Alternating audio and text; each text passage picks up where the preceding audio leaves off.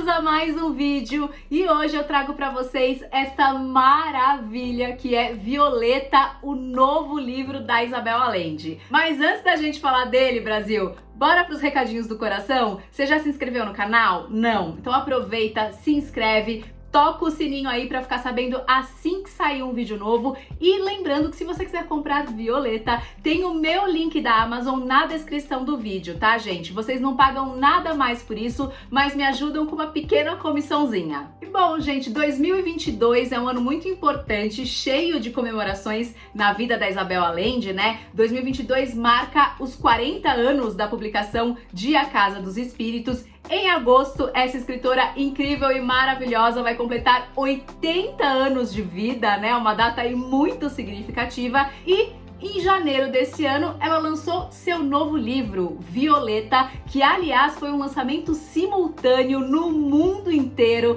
nessa edição lindíssima que é publicada aqui no Brasil pela Bertrand Brasil, com tradução da Ivone Benedetti. Bom, mas qual é a história desse livro que está aí encantando e angariando fãs pelo mundo inteiro? Violeta Del Valle nasce no ano de 1920, em um dia de uma grande tempestade. É a primeira filha mulher, depois de 5 filhos homens, em meio à pandemia da gripe espanhola. E a história vem até 2020, com Violeta agora uma senhora de 100 anos de idade em meio à pandemia do coronavírus. E vocês vão me perguntar, Priscila, esse livro pode ser considerado um romance de formação? Com certeza, a gente vai acompanhar a vida inteira, 100 anos da vida de Violeta Del Valle. Mas a gente também pode pensar que ele é um romance epistolar. Afinal de contas, Violeta está escrevendo uma carta para a pessoa que ela mais ama no mundo, Camilo, que eu não vou dar spoilers, a gente só vai descobrir quem é o Camilo lá do meio pro final do livro. Eu não vou contar aqui pra vocês quem é, fiquem tranquilos. E ela escreve essa carta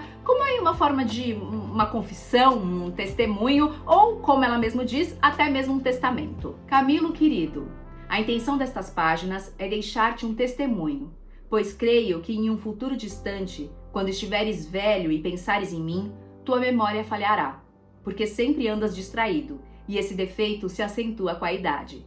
Minha vida é digna de ser contada, não tanto por minhas virtudes, quanto por meus pecados, de muitos deles nem desconfias. Aqui os conto, verás que minha vida é um romance. És o depositário de minhas cartas, nas quais está registrada minha existência inteira, menos alguns dos pecados que acabo de mencionar. Mas deves cumprir a promessa de queimá-las quando eu morrer, porque são sentimentais e muitas vezes malévolas. Este resumo substituirá aquela correspondência excessiva. Amo-te mais que a qualquer pessoa neste mundo. Violeta, Santa Clara, setembro de 2020. O livro é dividido em 4 partes e cada uma dessas partes tem aí 20 e tantos anos, algumas mais, outras menos, da vida da Violeta. E a primeira parte dessa história, os 20 primeiros anos da vida de Violeta, ela vai chamar de desterro. Bom, mas por que desterro?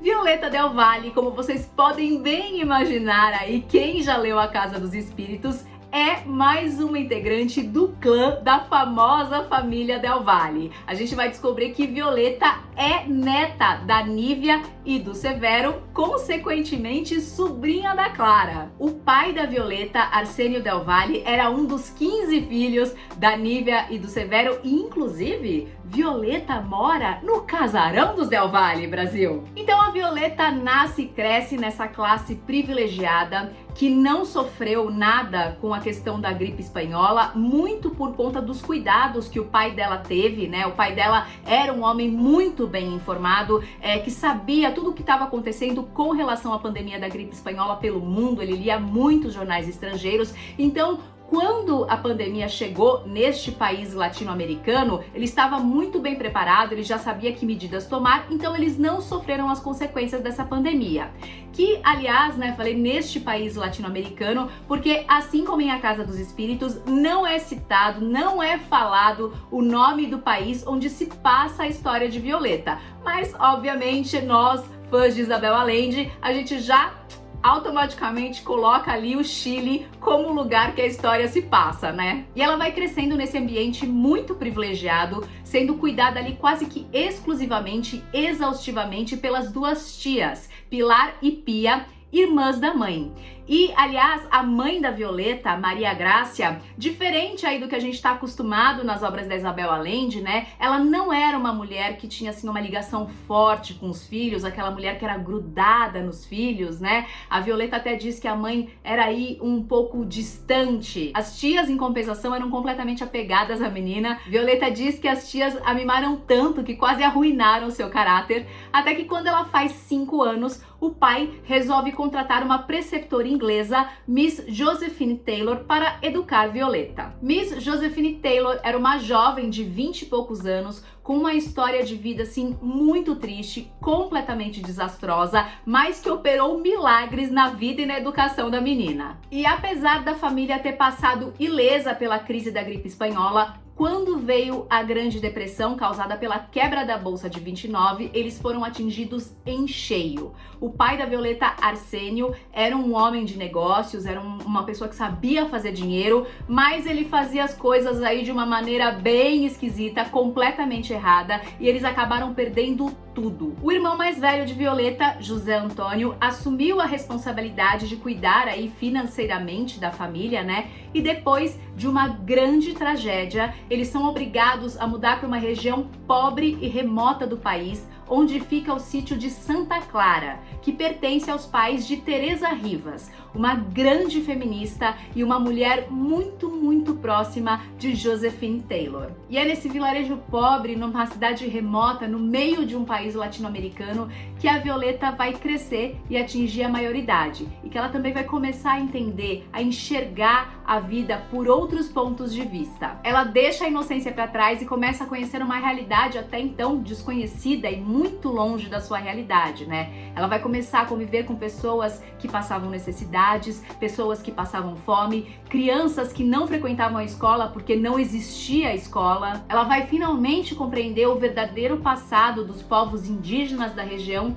e é também nesse lugar que a Violeta vai conhecer o seu primeiro amor. Porém, antes de se entregar a essa grande história de amor, a Violeta vai viver aí momentos de uma certa dualidade, né? Porque assim, ao mesmo tempo que, gente, imagina, tem gente que pensa dessa forma até hoje, 2022, né? Se uma mulher não se casa, ela está fadada a ficar sozinha para o resto da vida, né? Uma solteirona. Imagina isso na década de 40. Então, ao mesmo tempo que ela tinha esse medo, ela sentiu uma revolta dentro dela de pensar que ela ia se casar, virar uma dona de casa, ter que cuidar dos filhos, e a vida dela se resumia a isso. Então, antes de se casar, a Violeta convence o irmão José Antônio a lhe dar um emprego. E aí, né, amores, como a gente sabe, uma mulher carregando o sobrenome Del Valle, a gente sabe que é uma mulher forte, a gente descobre uma Violeta que tinha tino para negócios, excelentes ideias e que sabia como ninguém ganhar dinheiro. Mas obviamente, a independência financeira e o fato dela ganhar muito dinheiro começa aí a incomodar o marido. O fato de eu trabalhar, ganhar dinheiro e manter a casa era ofensivo para meu marido. Eu me sentia culpada e tentava minimizar o esforço. Nunca fazia referência a meu trabalho em público, e se alguém tocasse no assunto, eu dizia que era um passatempo temporário para me distrair. E claro, largaria tudo quando tivesse filhos. No fundo, porém, já não me considerava impotente e inútil, porque percebi que tinha habilidade para fazer dinheiro. Herdei a de meu pai, com a diferença de que sou prudente, ao passo que ele era temerário. Eu penso e calculo. Ele fazia falcatruas e desafiava a sorte. Bom, eu vou até aí, não darei mais detalhes, porque não quero dar spoilers pra vocês, porque eu acho que a história da Violeta vocês precisam ir descobrindo aos poucos. Mas é assim que a gente vai acompanhando a vida dessa mulher que, apesar de ter nascido em 1920, era uma mulher muito à frente do seu tempo, que quebrou padrões, que desejou e foi atrás da sua independência financeira, que não se conformou em ocupar aquele lugar que a sociedade determinou que ela deveria ocupar. Uma mulher muito fiel aos seus desejos, à sua vontade, ao seu amor próprio. Uma mulher que sabe se valorizar, sabe o valor que tem, sabe o valor daquilo que construiu, que soube reconhecer os seus erros, que soube apontar em qual momento da vida ela foi uma pessoa omissa, que conhece as suas habilidades, que sabe do que é capaz. Uma mãe que fica de mãos atadas diante do sofrimento dos filhos, uma mãe que fica perdida quando reconhece que já não tem mais autoridade sobre eles, uma mulher que começa a escutar e dar a devida importância às vozes feministas, uma mulher que começa a criar consciência de classe, uma mulher que quer saber administrar e não só como ganhar dinheiro, uma mulher que passa quase toda a sua vida esperando a lei do divórcio ser aprovada. Gente, parênteses. Vocês acreditam, eu tava pesquisando, enfim, por conta de informações que ela dá aqui no livro, vocês acreditam que a lei do divórcio só foi aprovada no Chile em 2004? Gente, a lei do divórcio no Chile não tem nem 20 anos! Meu Deus do céu! Antes disso, os casais tinham que aí partir para anulação, todos uns trambiques aí que eles tinham que fazer para conseguir se separar. Olha, gente, não tem 20 anos. Uma mulher que passa por relacionamentos abusivos, que sofre violência doméstica, uma mulher que não tinha a menor noção do que estava acontecendo com ela, uma mulher que começa a entender, enfim, o que é que estava acontecendo em seus relacionamentos, uma mulher que amou, uma mulher que foi amada, uma mulher que viveu. Tudo isso é Violeta. E que foi aprendendo com a vida, né? Com os percalços, com a caminhada, com situações felizes, com outras extremamente infelizes, como é que se caminha nessa estrada chamada vida. E tudo isso sendo costurado aí por grandes momentos chaves do século, né? A gripe espanhola, a Segunda Guerra Mundial, a quebra da Bolsa de 29, a Grande Depressão, golpes militares nos países latino-americanos, a Operação Condor, furacões, terremotos, a queda do Muro de Berlim, o crescimento do movimento feminista, a volta da democracia, o movimento hippie, o verão do amor, a chegada da internet, a chegada do celular, a pandemia do coronavírus. E, gente, eu sei que eu sou suspeita pra falar porque eu sou apaixonada por Isabel Allende, pelos livros dela, pela escrita dela, enfim, por tudo que ela aborda, mas realmente, assim, é um livro, gente, que falou muito com a minha alma e com o meu coração. Eu me emocionei muito, eu ri, eu chorei, assim, o livro é uma delícia, gente. É uma delícia ler a história da Violeta. E quando eu terminei o livro, me deu aquela sensação de vazio, sabe? De você falar, tá, mas e agora, né? O que eu faço? E eu fiquei com um gostinho de quero mais, eu queria saber mais ainda sobre a vida da Violeta, sabe? Ter mais informações. Eu queria saber o que as pessoas falavam de Violeta, o que, aliás, é uma grande ideia, hein, Isabel Allende? Ó, a versão das pessoas sobre quem foi Violeta. E por várias vezes, por mais que as cartas sejam endereçadas ao Camilo, ela está ali falando com o Camilo diversas vezes, enquanto ela está ali escrevendo no computador, porque ela é muito da moderna. Gente, eu me sentia assim, como se eu tivesse numa sala tomando um chá e Violeta estivesse me contando a história da vida dela, sabe? Eu tava ali sentindo que ela tava falando comigo. Foi um livro que mexeu muito comigo, assim mesmo, me deixou muito emocionada por diversos momentos.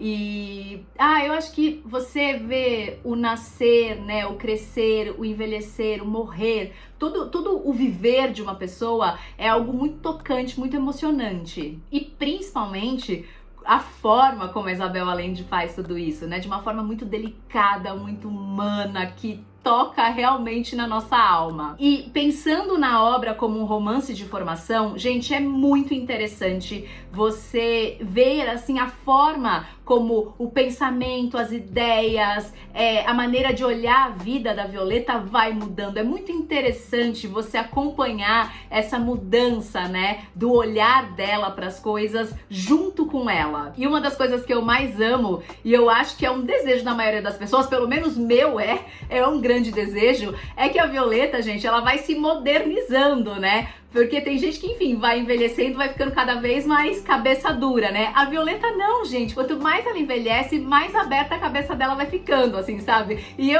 pra mim, isso é um grande desejo, porque eu morro de medo de virar uma velha reaça, gente. Pelo amor de Deus, eu tenho pavor de virar uma velha reaça. Então eu fico olhando pra Violeta e falo, quero ser como Violeta, vamos trabalhar para isso. E os grandes e vários temas, né, que ela vai abordar, a bissexualidade, sexualidade, a homossexualidade, o feminismo, as ditaduras militares, a violação dos direitos humanos, aquecimento global, infidelidade e a forma como ela faz isso, né? A Isabel Allende, ela consegue assim, de uma forma primorosa, ela consegue misturar todos os assuntos assim muito importantes, que foram muito importantes e que ainda são muito importantes da humanidade. E ela faz tudo isso, claro, obviamente, com personagens femininas completamente fortes, gente. A Violeta é mais uma mulher neste hall de mulheres incríveis, fortes e muito, muito fodas, escritas por Isabel Allende. E sendo um livro aí que trata de uma vida de 100 anos, né? Ele aborda ali, acho que os principais temas que podem ou não se passar na vida de uma pessoa, né? As conquistas, as perdas, luto, nascimento, morte, as alegrias, as dores, ou seja, tudo aquilo que a gente pode passar e viver bastando estar vivo. E sendo ele um livro sobre a vida, obviamente que a gente aí se pega pensando na nossa, né? Entre um capítulo e outro a gente faz um balanço, né, gente? Não tem como não fazer um balanço da nossa vida, não tem como não ser quase um espelho, sabe? A gente lê a vida da Violeta e vai refletindo na nossa, né? Tudo aquilo que a gente já viveu, as coisas que a gente quer viver, né? Nossos planos, nossos desejos. E tem uma coisa aqui que eu acho fantástica na Violeta e que eu acho que é muito uma característica da própria Isabel Allende, para quem conhece, já viu entrevistas aí dela, ela é bem esse estilo de não deixar que a idade te limite, né? De não deixar com que a idade seja um aval de coisas que você pode ou não pode fazer. Tanto na vida da Isabel Allende como na vida da Violeta não existe essa questão do estou muito velha, já não posso mais fazer isso, não posso realizar um sonho, não posso ter um desejo. Não, gente. Isabel Allende se casou novamente aos 77 anos, a Violeta aos 73 anos estava fazendo o caminho de Santiago de Compostela, sabe? E isso também foi algo que me marcou, me tocou muito e é algo que eu quero levar pra minha vida, sabe, gente? Que quando você tem um sonho, quando você tem uma vontade, eles são genuínos, eles não envelhecem, gente. A idade não pode ser um limitador para que você não faça algo que tenha vontade. Uma outra coisa que me chamou muita atenção e eu acho que não tem, né, a gente viveu e estamos vivendo ainda, né, a pandemia do coronavírus, porque a pandemia não acabou, é sempre bom lembrar dessa informação, né?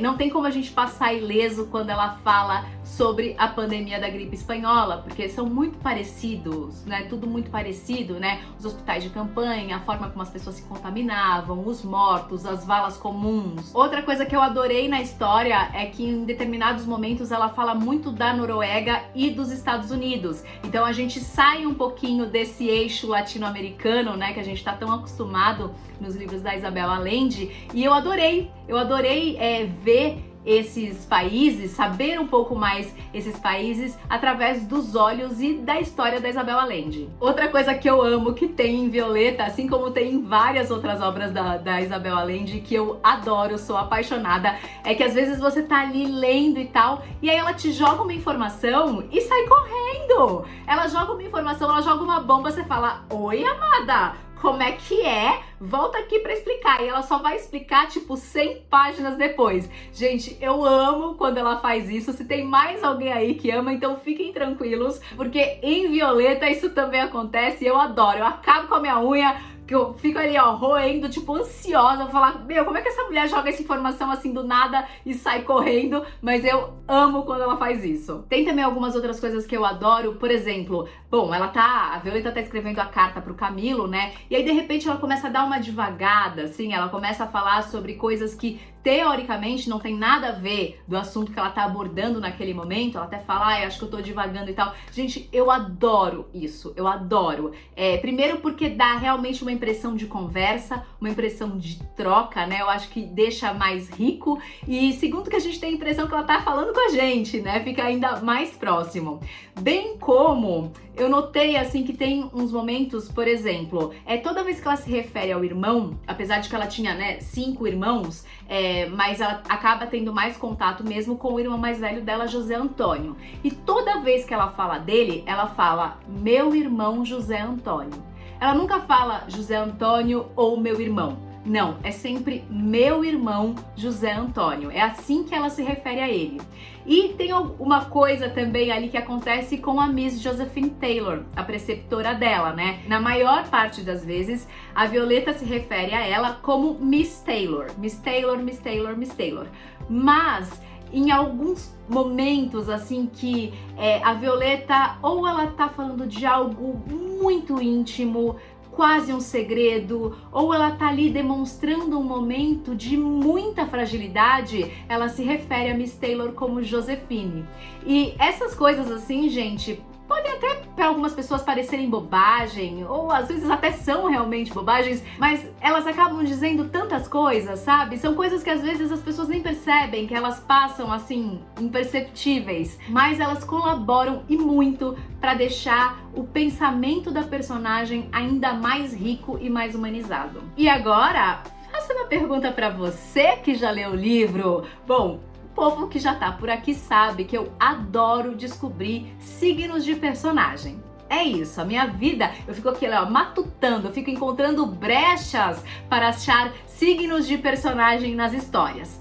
Mas, a primeira informação que temos é que Violeta nasceu em 1920, certo? Certo. Porém, em um determinado momento, ela diz que ela nasceu 18 meses depois do armistício que colocou fim à Primeira Guerra Mundial. O armistício que colocou fim à Primeira Guerra Mundial foi no dia 11 de novembro de 1918. 18 meses depois, tarararã, maio de 1920. Ou seja, Violeta é taurina ou é geminiana, gente? Meu Deus do céu! Bom, eu, como geminiana, eu já tenho o quê? A tendência a puxar uma sardinha e achar que Violeta é geminiana. E principalmente, né, porque ela é uma mulher aí que gosta de viajar, muitos amores, uma mulher desprendida, tá. Porém, ela é muito boa no fazer dinheiro. Eu não sei se nós, geminianos, somos assim tão bons em fazer dinheiro como os taurinos. Eu acho que os taurinos sabem fazer dinheiro melhor. O que vocês acham? Quero a opinião de vocês. Violeta é taurina ou é geminiana? Conta pra mim, deixa um comentário. E um assunto super sério que ela aborda nesse livro que eu nunca tinha ouvido falar, gente. E aí eu fui atrás e eu fiquei assim, ó, passada. É um assunto assim que eu tenho estudado muito agora. Ela fala sobre uma colônia alemã de cunho nazista que existia neste país, né, nesse país fictício de Violeta, que ela chamou de Colônia Esperança. Porém, contudo, entretanto, eu fui atrás dessa informação, nunca tinha ouvido falar nisso antes, e isso é completamente baseado em uma colônia alemã de cunho nazista que realmente existiu no Chile, chamado Colônia Dignidade.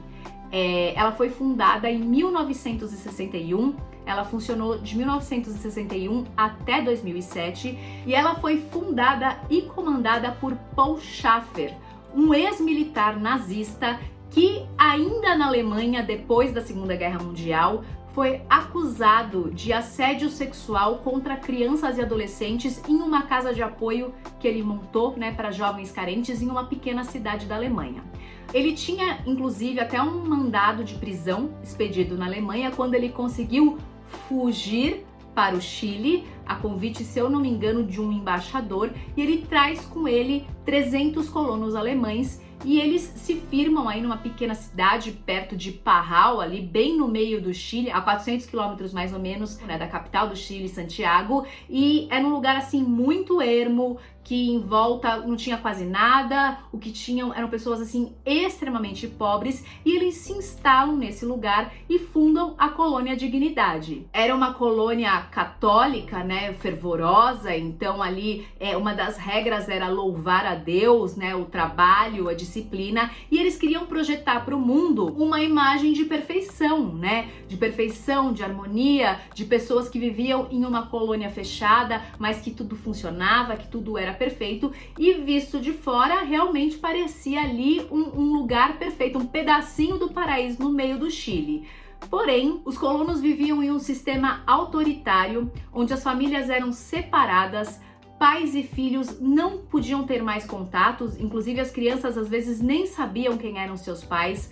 As mulheres e os homens eram segregados por gênero, relações conjugais, televisão, jornal, rádio, tudo isso era proibido e os colonos trabalhavam de domingo a domingo, sem ganhar salário, realmente assim, num sistema de escravidão, sempre com roupas assim de camponeses e tal, uma coisa muito, muito bizarra.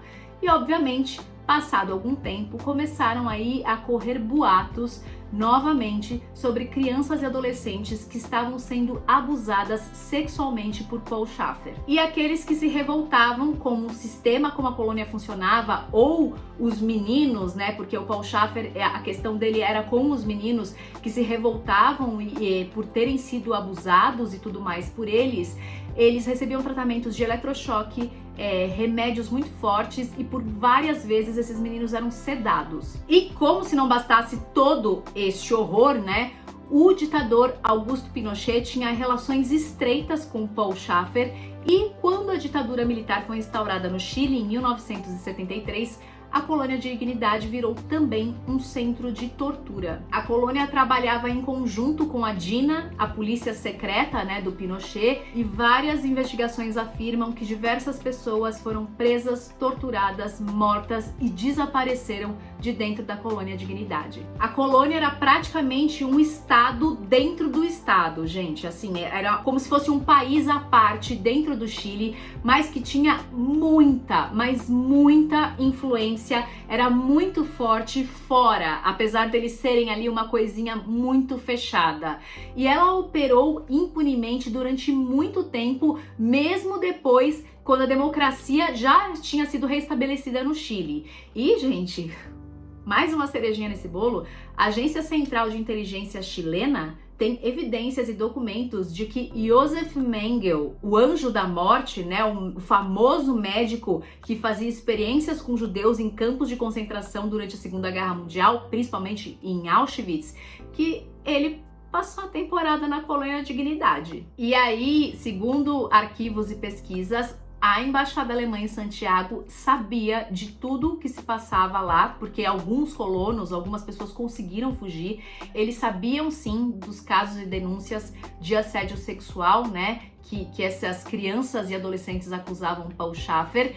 E há indícios até de que o serviço secreto alemão tenha dado uma colaborada ali. Ou se não colaborou, pelo menos lavou as mãos e fingiu que não era com eles, quando o cara tinha que ter sido mandado para a Alemanha, porque na Alemanha ele tinha que estar preso. Até hoje, assim, a Alemanha não admite juridicamente, né, que eles não têm culpa jurídica pelo que aconteceu em território chileno, mas ela admite a responsabilidade moral pelo que aconteceu, porque ela fala que alguns alemães que trabalhavam ali na embaixada da Alemanha no Chile na época sabiam do que estava acontecendo e não tomaram nenhuma atitude. Eles chegaram a pagar um valor mísero aí de indenização para algumas pessoas que foram torturadas ou foram abusadas por Paul Schafer, hoje, né, pessoas bem de idade, mas enfim, feio. E a colônia Dignidade, na verdade, existe até hoje. Ela foi rebatizada como Vila Baviera e funciona como, pasmem, um lugar completamente turístico, onde as pessoas podem ir para conhecer e celebrar a cultura alemã. Tem hotel, tem restaurante, eles fazem passeio, eles fazem Oktoberfest. Gente, olha que coisa bizarra, olha que loucura um negócio desse. E aí, obviamente, tem muitos parentes, muitas associações das vítimas da ditadura militar chilena, bem como muitos historiadores que botam a boca no trombone mesmo para falar que eles acham um grande absurdo, e eu concordo que este lugar hoje seja um lugar completamente turístico para celebrar a cultura alemã, né? Eles falam que, na verdade, esse lugar poderia existir como um memorial, né? Já que ainda tem muitas pessoas que teoricamente desapareceram dentro da colônia Dignidade, né? Presos políticos, pessoas que foram torturadas, foram mortas na colônia e as famílias nunca mais tiveram notícias, não conseguiram reaver os corpos, bem como também é um grande desrespeito a muitos dos próprios colonos que foram vítimas de abuso sexual de Paul Schafer. Para quem quiser saber mais sobre esse assunto, eu recomendo, gente, é assustador, mas é é muito interessante. Tem um documentário excelente na Netflix chamado Colônia Dignidade. Gente, esse documentário é muito bom e tem imagens reais, porque o Paul Schaeffer, como todo bom nazista, adorava filmar tudo, né? Então tem imagens reais da Colônia Dignidade, muita coisa documentada. E tem também um filme chamado Colônia, do diretor Florian Gallenberger, com a Emma Watson, nossa Hermione. Ela fez um filme sobre a Colônia Dignidade, recomendo também. E, gente, eu não vou falar muito sobre a vida da Isabel Allende aqui, porque eu tenho a resenha de Paula aqui no canal. Eu vou deixar aqui em cima pra vocês e também na descrição do vídeo, tá? E Paula é basicamente a vida da Isabel Allende. Então, se você ficou muito interessado em saber mais sobre a vida da Isabel Allende, assista a resenha de Paula, porque tá imperdível e é um livro lindo, maravilhoso, e eu falei um monte da Isabel Allende nesse vídeo. Mas tem uma curiosidade, né, que eu gostaria aqui de falar. Eu não sei se vocês sabem, mas a Isabel Allende, ela só começa a escrever um livro no dia 8 de janeiro. Foi a primeira data que ela começou a escrever A Casa dos Espíritos e desde então virou um ritual. Se ela não começa a escrever um livro em 8 de janeiro, ela não escreve em nenhuma outra data do ano. E aí é interessante porque ela começou a escrever Violeta em 8 de janeiro de 2020. Então, a pandemia do coronavírus, na verdade, não existia ainda em 8 de janeiro de 2020, quando ela começou a escrever a história da Violeta. Então, ela foi mudando a história, né, incorporando essa questão de nascer numa pandemia e morrer em outra, né? Afinal, Violeta está com 100 anos em 2020 por conta do momento que o mundo estava vivendo. E ela falou que a ideia, né, de falar, de contar a vida da Violeta surgiu logo depois da morte da mãe dela. A dona Pantita, mãe da Isabel Allende, nasceu em 1920, só que ela morreu com 98 anos, um pouco antes da pandemia. E aí, quando ela morreu, muitas pessoas pediram, que eram próximas, que conheciam Dona Pantita, falaram para Isabel Allende que ela precisava escrever sobre a mãe dela, né? Então ela começou, na verdade, com a intenção de escrever um livro sobre a mãe, mas ela não conseguiu. Então ela criou uma protagonista, né?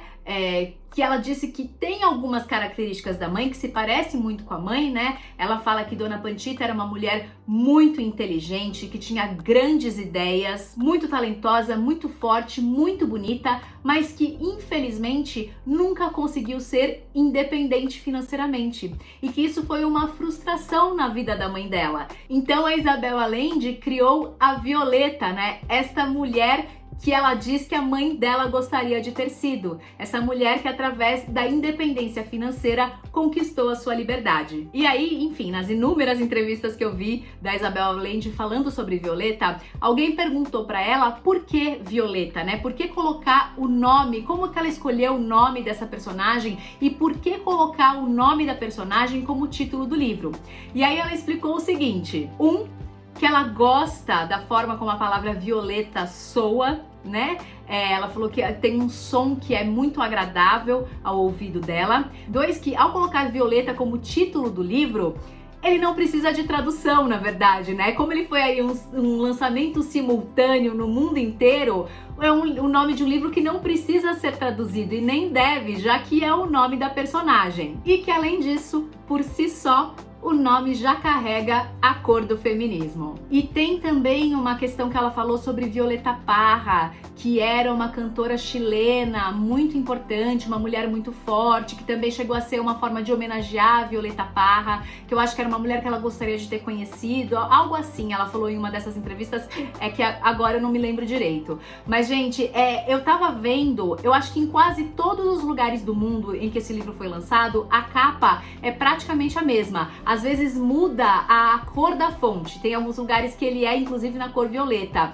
Eu só sei, tem um lugar que eu acho que a capa é diferente, mas não sei dizer. Enfim, mas a capa tá linda, tá muito bonita, gente. E vocês têm acompanhado as montagens que a galera tem feito na internet? Gente, é cada foto linda, cada foto incrível que o pessoal tá fazendo com essa capa, porque pudera, realmente, assim, é muito linda. Ah, uma coisa que todo mundo tem dúvida e que ela respondeu numa dessas entrevistas foi que perguntaram pra ela o porquê que ela não determina um país, assim como em A Casa dos Espíritos, né? A Casa dos Espíritos ela também não determina, ela não nomeia o país, e aqui em Violeta também não. E ela fala que ela faz isso para que ela tenha liberdade na hora de escrever ou mudar os fatos históricos, né? Se ela determina, é no Chile, então ela não pode falar que em tal ano aconteceu um terremoto que não aconteceu. Ela não pode pegar, na verdade, uma inspiração de algo que aconteceu, no Peru e falar que aconteceu no Chile. Então é por isso que ela não determina, para que ela tenha maior liberdade para poder brincar com os fatos históricos que ela quer relatar na história. E se você ainda não leu A Casa dos Espíritos, gente, eu recomendo que você leia A Casa dos Espíritos antes de ler Violeta, tá?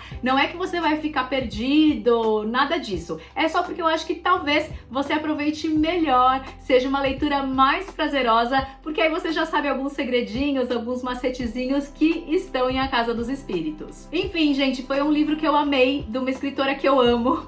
E eu falo assim que quanto mais entrevistas, bate-papos, lives, quanto mais coisas eu vejo da Isabel Allende, mais eu gosto dela, gente. Eu acho ela assim uma mulher muito foda, muito encantadora. Eu realmente queria ser amiga de Isabel Allende. Um dia eu queria dar o quê? Dar um abraço em Isabel Allende, assim, né? Ela vai fazer 80 anos, essa leonina fará 80 anos em agosto e assim, sempre com uma cabeça super aberta, sempre pra frente, sempre assim atualizada, sabe? Com aquilo que tá acontecendo no mundo. Ela é uma pessoa que eu admiro demais, demais, demais. E se você quer saber mais sobre a vida da Isabel Allende, tem uma minissérie em 3 capítulos no Amazon Prime que chama Isabel. Gente, uma série incrível, muito boa, muito bem produzida. Assim, eu vi na época a Isabel Allende falando que os cenários dos figurinos, assim, são impecáveis. Ela fala assim, gente, eles reconstituíram minha casa exatamente do jeito que era.